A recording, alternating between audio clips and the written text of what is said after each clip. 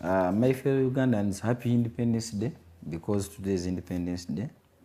I come to you today as we are all aware that I happen to have taken Diamond Trust Bank to court, that is DTB Kenya and DTB Uganda, having found out that they had unlawfully taken 120 billion shillings off my account in over a period of 10 years with mere impunity. I took DTB to court just like any civilized person would do.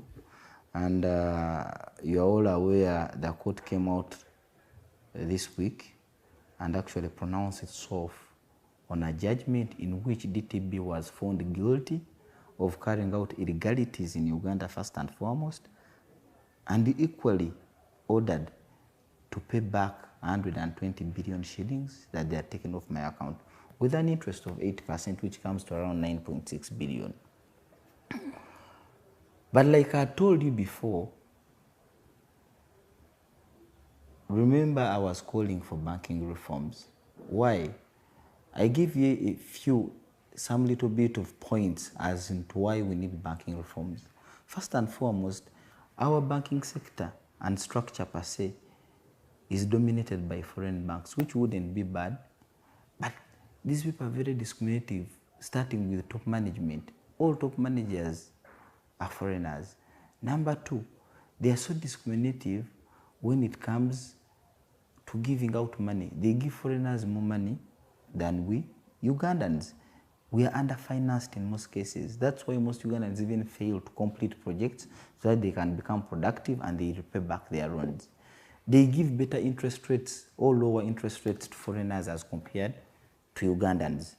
Number three, these banks are very undercapitalized. They come with limited capital. They come in the disguise of investors, yet they use our money, which is deposits and savings, to create their capital base for loans. It is the money we give as savings and deposits that they use to give us loans. And yet at the end of the day, they do what we call profit repatriation. They take all the money out of the economy. But why was I calling for banking reforms? This is one of the reasons. When judgment was passed in a period of approximately 12 to 24 hours, all banks had formed a cocoon to fight back. Why? Yet the judgment was against an illegality. That means it is concrete proof that these banks have been exploiting us in the disguise of coming to Uganda as investors to help us develop. They are not developmental per se, they are simply merely exploitative.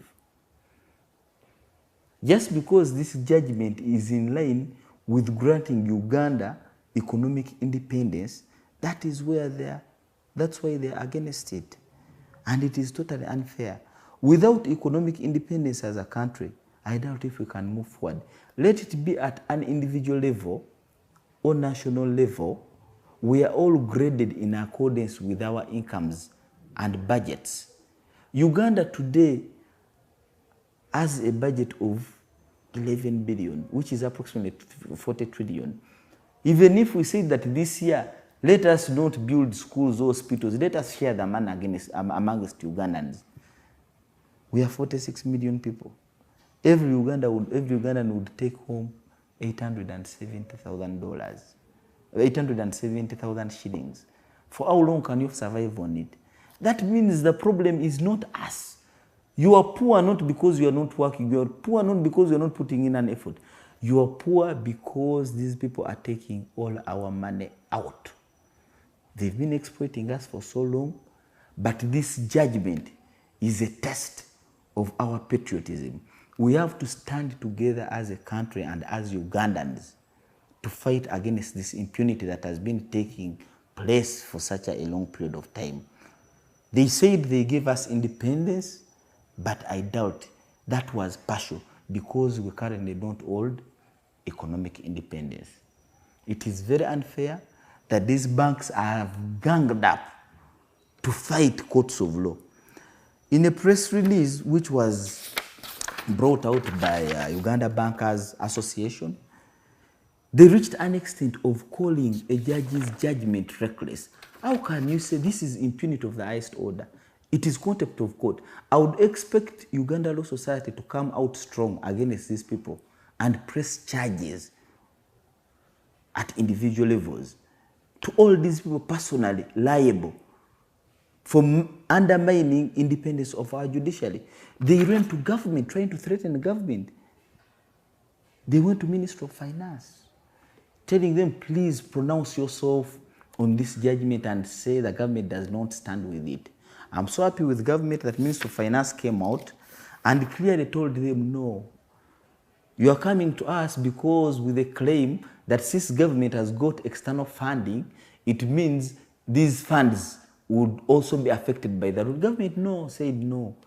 Government funding is not affected by that because government is obliged under the Constitution to pay its obligation. So regardless of the judgment, and there is an element of separation of powers.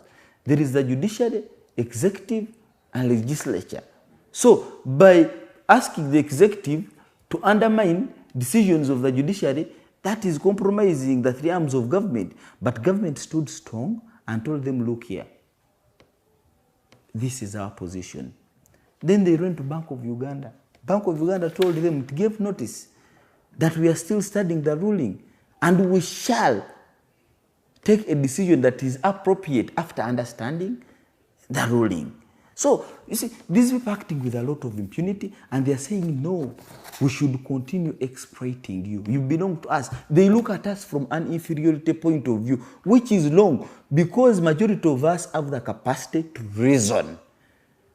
And trust me, this judgment is no longer about HAM Enterprises. In fact, my interest is not the 120 billion that court asked DTB to give me back. No. Now my interest is in independence of the judiciary. I call upon all my fellow Ugandans that this isn't an individual battle for HAM Enterprises as a company. This is a battle for all of us Ugandans. We should stand together and stand strong against this kind of impunity. Then they go in newspapers. I was reading today's newspapers and they're saying banks protest HAMIS Kigundu's case ruling. How can you protest a ruling? You appeal a ruling, you don't protest it. Respect our courts of law. If you are dissatisfied with the ruling, you run to the court of appeal. You don't go to newspapers and you know they put a figure, we are likely to lose 5.7 trillion. Are you putting a price to our independence that we should choose between losing 5.7 billion and our economic freedoms and independence?